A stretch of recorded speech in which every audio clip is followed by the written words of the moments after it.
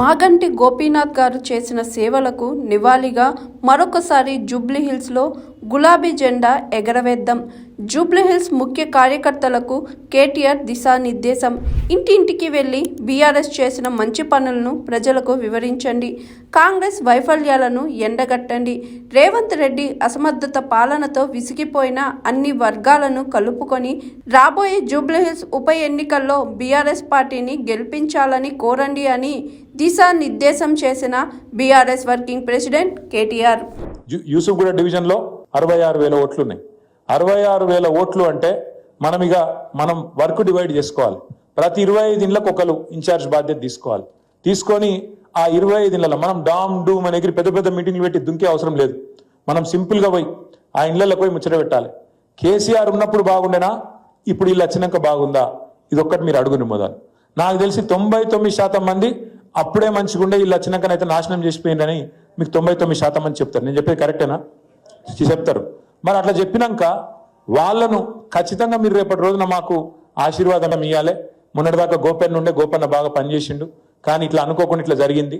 కాబట్టి మీ అందరి ఆశీర్వాదం కేసీఆర్ గారికి మన పార్టీకి ఉండాలి అని చెప్పి మీరు దయచేసి అందరు కూడా ఒక్కొక్క ఇంటికి పోయి కూర్చోవాలి. అవసరమైతే వాళ్ళు కుమ్మక్కై, కాంగ్రెస్ వాడు బీజేపీ వాడు కుమ్మక్కై మన ఓట్లు తీసే ప్రయత్నం కూడా చేస్తారు. మనం ముందు తొందర పడాలి, జాగ్రత్త పడాలి. తప్పకుండా మన ఓట్లు ఉన్నాయా లేవా ఆ ఇళ్లకు పోయి కూడా చెక్ చేసుకోవాలి. ఈ వివరాలన్నీ మీరు పకడ్బందీగా తీసుకొస్తే మనం బ్రహ్మాండంగా అవతలోళ్ళు ఎన్ని దుష్ప్రచారాలు చేసినా బీజేపీ వాడు కాంగ్రెస్ వాడు డోక లేకుండా మాగంటి గోపీనాథ్ గారి సేవలు మళ్ళొక్కసారి జూబ్లీహిల్స్ గుర్తు చేసుకున్నది.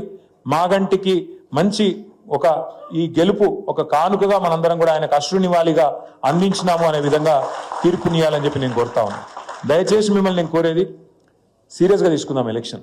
ఎందుకంటే మనం ఇంకా ఎప్పుడు వస్తుందో, డేట్ ఎప్పుడు వస్తుందో అట్లా ఇట్లా అని మీరు బేజారు కాకురి, లేకపోతే ఆయన లైట్గా ఉండకురి. ఈ ఎలక్షన్ రేపో ఎల్లుండో అన్నట్టు కొట్లాడదాం. ఎలక్షన్ ఇప్పుడే ఉంది, ముంగట్నే ఉంది అని కొట్లాడాలి. ఎక్కడ పోగొట్టుకున్నదాన్ని అక్కడనే దేవులాడుకోవాలని చెప్తారు పెద్దోళ్ళు. మనం ఇవాళ తెలంగాణలో అధికారం కోల్పోయినాం. హైదరాబాద్లో కాదు, తెలంగాణలో 1.8% తేడాతో మనకు అధికారం పోయింది. మళ్ళా తిరిగి కేసీఆర్ గారు ముఖ్యమంత్రి కావాలి, మళ్ళా గులాబీ జెండా ఎగరాలి అంటే ఎవరి చేతుల్లోనే లేదు, మన చేతుల్లోనే ఉంది. అందుకే దయచేసి అందరం సీరియస్గా తీసుకొని గట్టిగా కొట్లాడదాం. పేరున మీ అందరికీ మళ్ళొకసారి నమస్కారాలు. చిన్నపిల్లలతో సహా వచ్చిన మా ఆడబిడ్డలందరికీ మళ్ళొకసారి ప్రత్యేకంగా నమస్కారాలు. జై తెలంగాణ. కేసీఆర్ గారి నాయకత్వం.